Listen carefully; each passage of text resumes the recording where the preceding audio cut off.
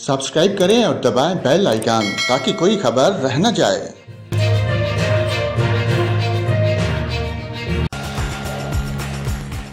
यहाँ पर आपको खबर दें, डॉलर महंगा होने से मुल्क में सोने की कीमत में भी इजाफा हो गया।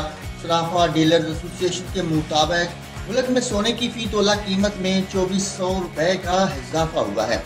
इसके बाद सोने की फी तोला कीमत 1,48,100 रुपए हो गई।